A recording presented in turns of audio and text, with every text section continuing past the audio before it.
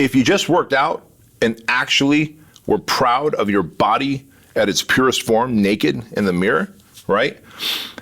You would have the highest level of confidence that no Rolex, that no filler, that no Jordans, nothing, that no Ferrari can buy, because you're really, when you're driving in the Ferrari, you're literally borrowing the credibility of that car.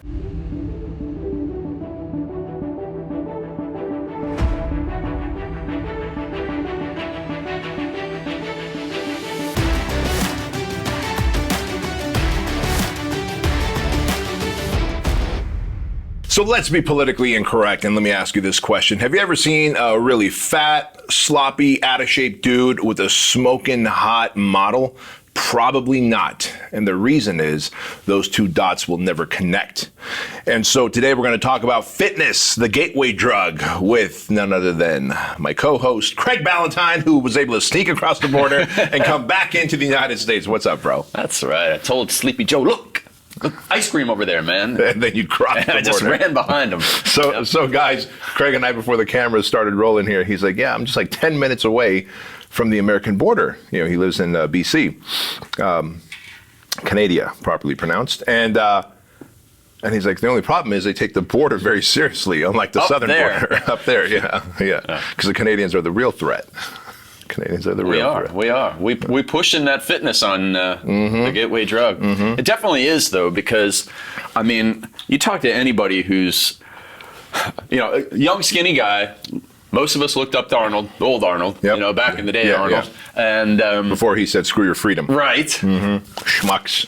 And so, man, we had no confidence. We didn't know what we were doing. And you go in there, and just going into the gym gave you confidence. And then putting on some muscle, and you lost some weight in the gym, and it's totally transformational.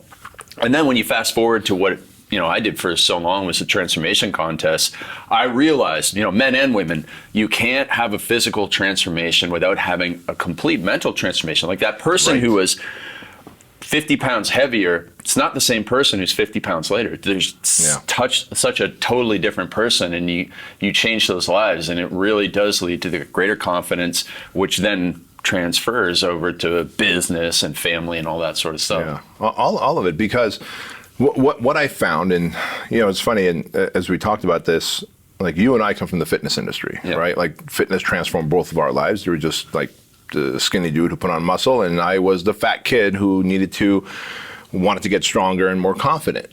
I wasn't necessarily looking for confidence. I just knew that if I worked out, I would get respect in school. And even that is like, as young boys, all young boys know that. Like, if I work out, I'll get respect. And if I get respect, I'll feel better about myself. If I feel better about myself, then I'll start carrying myself differently. And that bleeds into, again, other areas of life. But what's really cool is that women have discovered this as well. Because, I mean, man, there was a girl at the gym the other day. She's like 22 or 23, doing like very athletic warm-up, squatting 225 or 245. I'm like, wow. Yeah. And you could see the confidence that she had by being in the gym with that. Yeah. And again, we need to be politically completely incorrect here in order to do this right. So if you want to cancel this show, go ahead and cancel us, and fuck you if you do. Here's the deal. Guys will wear like watches and fancy shoes. Like, you create this false bravado if you're either fat or skinny fat, because you don't have the confidence. And women will get all decked out with the injections of the Botox and the what's the other thing, the fillers and the makeup and all this. But it's like, if you just worked out and actually were proud of your body at its purest form, naked in the mirror, right? You would have the highest level of confidence that no Rolex, that no filler, that no Jordans, nothing, that no Ferrari can buy, because you're really, when you're driving in the Ferrari, you're literally borrowing the credibility of that car. When you're wearing, whatever those high heels are that have the red bottoms, Louis Vuitton high heels, you're borrowing the credibility of how they make you feel. What if you actually had the confidence and credibility because you just look so fucking good naked, right? Yeah, I'll tell you what, those things are no good when you're on Naked and Afraid. You know? So that's true. So yeah, it definitely gives you the confidence. Now, I think another thing that it added for me was the structure and the discipline and the routine. And that does tie in the confidence, because if you tell yourself, hey, I'm going to go to the gym 3 times per week, and then you go to the gym 3 times per week, you're going to build that confidence. Yeah. But having like when you're in high school, you got a lot of other competing, like, oh man, you could go out and do this with your friends. You could go out and skip your workout because of this. You got an after school job and so on and so forth. I went to school during the day, obviously. Then I went and worked 2 or 3 hours at my part-time job. Then I came home, had dinner. Then I went to the gym 5 days a week as soon as I hit like 16 or 17. And that just gave me the structure that, when I went to college, I was actually able to still fit in my workouts. And most people often kind of let that go to the side. But that has just helped me as an entrepreneur as well. Yeah. And to that point, let's talk about that, right? Whether you're going to the gym 3, 4, 5 days a week, when you first start out and you're like, all right, I'm going to transform my body. Right? And this is why we're calling this, fitness the gateway drug. I'm going to transform my body. I need to finally lose these 30, 40, 50, 100 pounds, whatever it is that you need to do.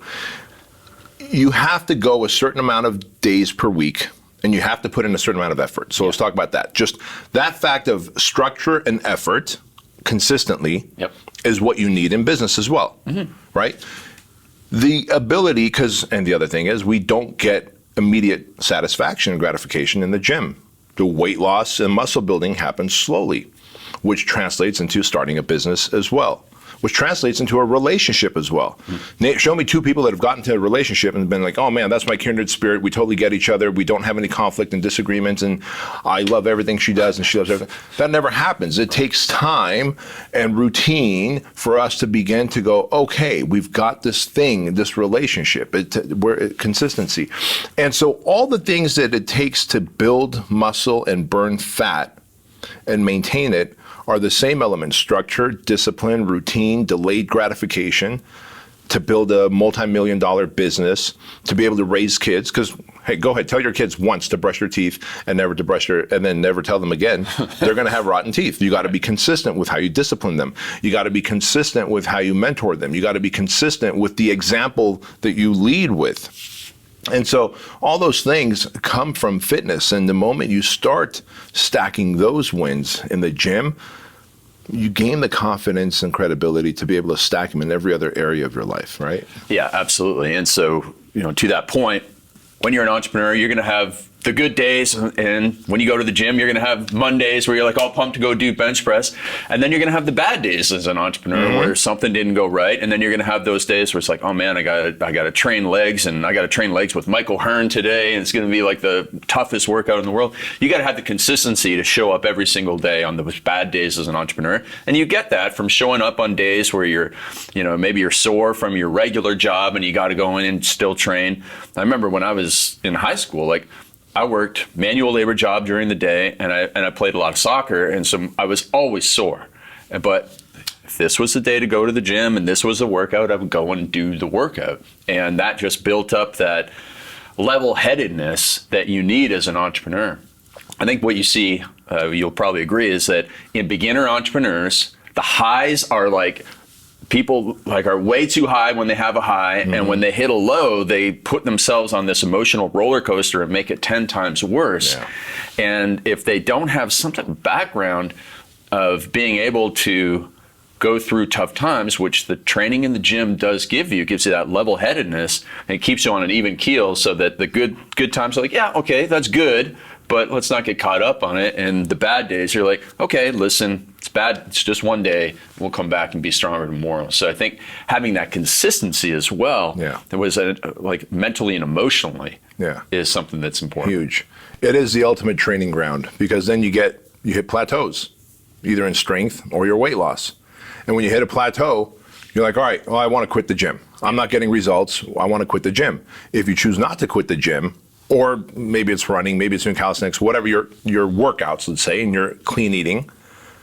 And that's the other piece of it, right? To get the results, it's not just that 1 hour in the gym or working out, to really get the results, you have to put in the effort of eating clean most of the time, because you can't out-train a bad diet. No. You have to work out like a savage in the gym and not just goof around on your iPhone.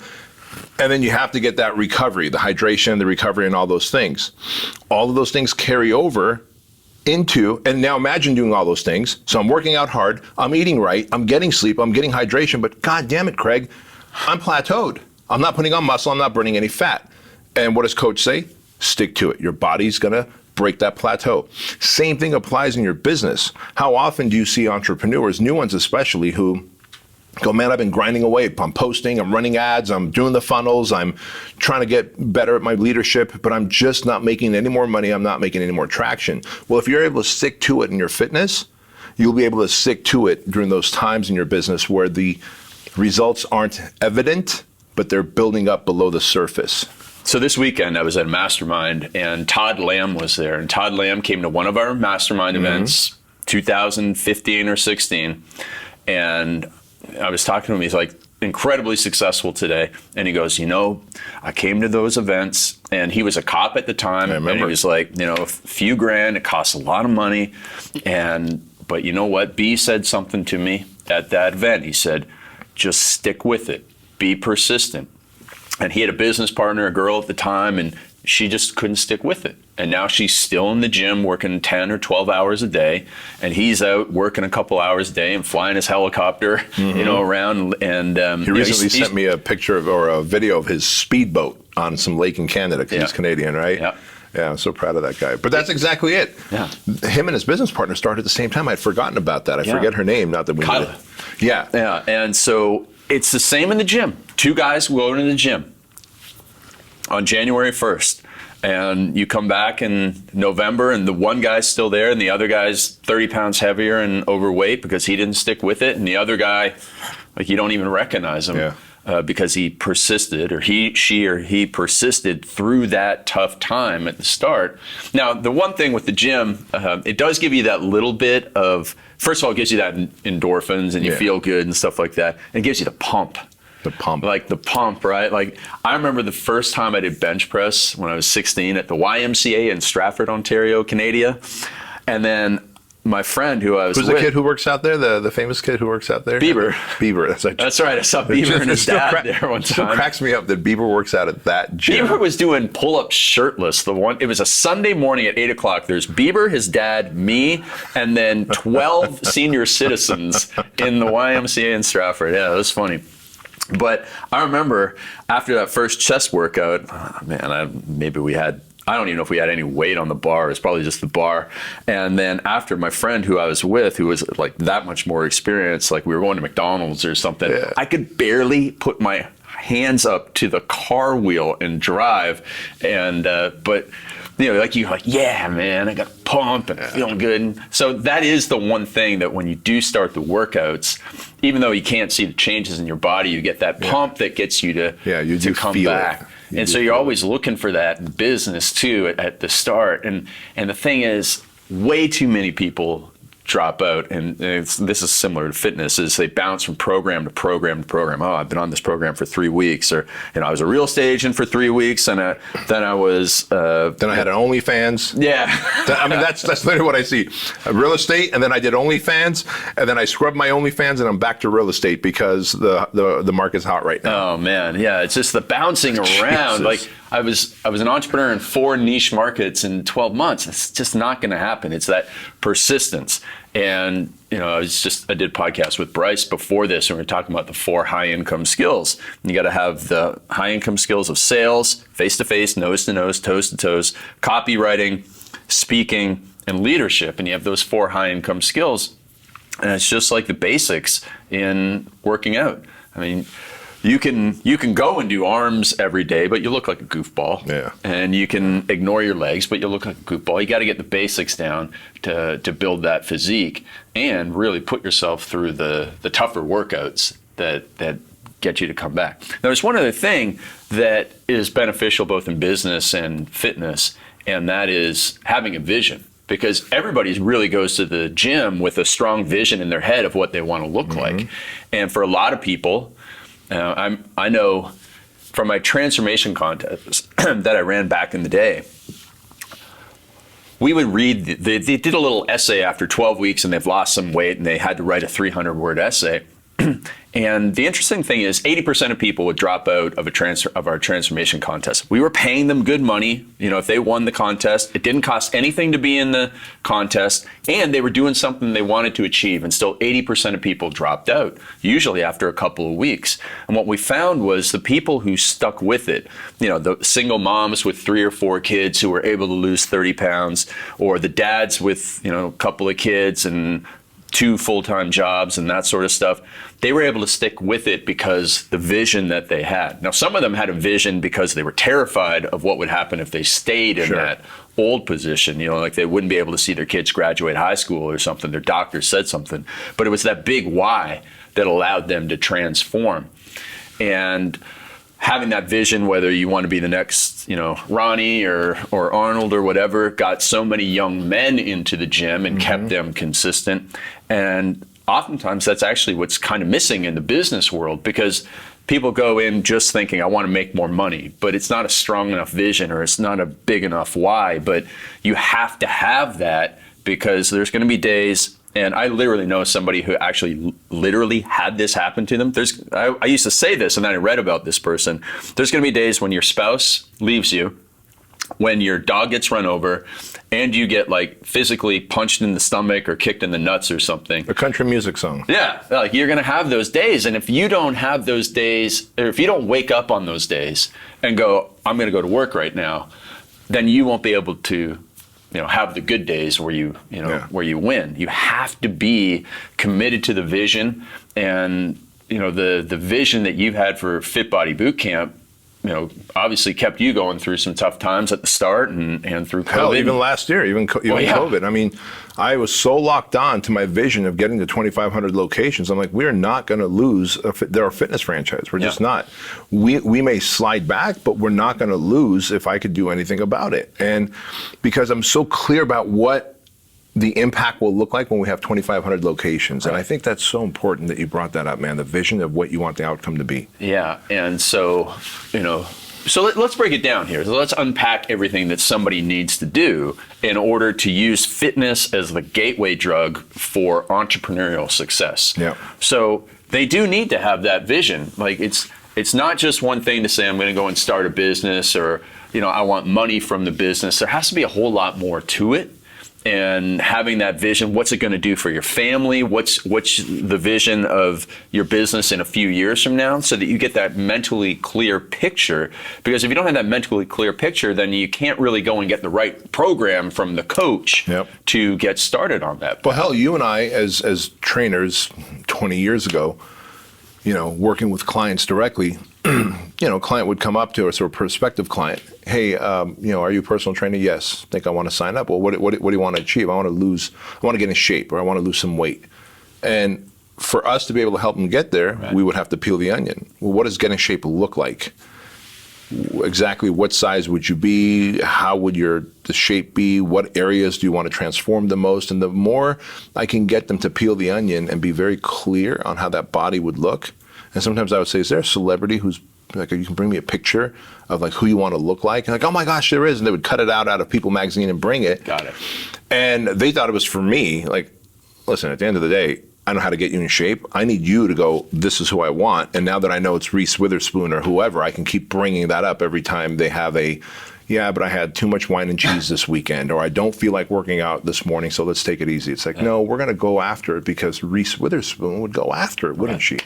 And so that vision is fucking so important, man. Yeah. So you take that vision, now you can put together the blueprint for them. Yes. The blueprint for them. And so if you're not familiar with fitness, then you got to go and get a personal trainer. I've got personal trainers. I hire one now just because I need help with the old man injuries that have caught up to me, and that's not my area of expertise.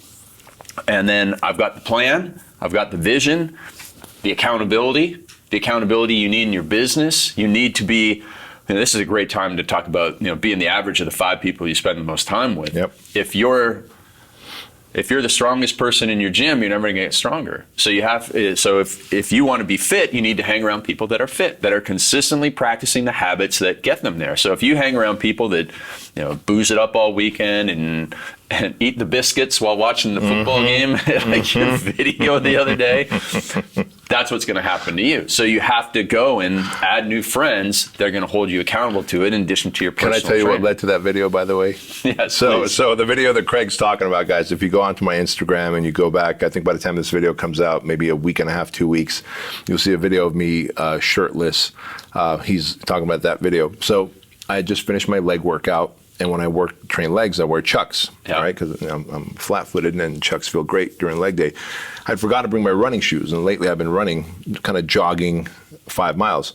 So I go to Ayala Park across the street from BK Strength, and I ran in my Chucks, and my knees were hurting, but I'm like, God damn it, Boyan, you're gonna run your 5 miles like you always do. Wow. So I was in so much discomfort after that I was just angry, and I'm thinking like, there's someone right now, because it was a Friday, I'm like, there's someone right now getting ready to watch some kind of like Super Bowl, or where the fuck, I don't know anything about sports. Is Super Bowl every weekend?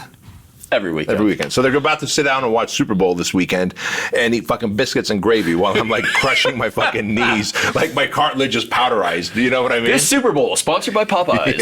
Yeah. So it pissed me off, and I was like, this is time for a video. That's how that came to be. Yes, absolutely. Biscuits and gravy. So, if you're hanging around the people who are having the biscuits and gravy, you're going to eat the biscuits and gravy too. So be around people that are fit.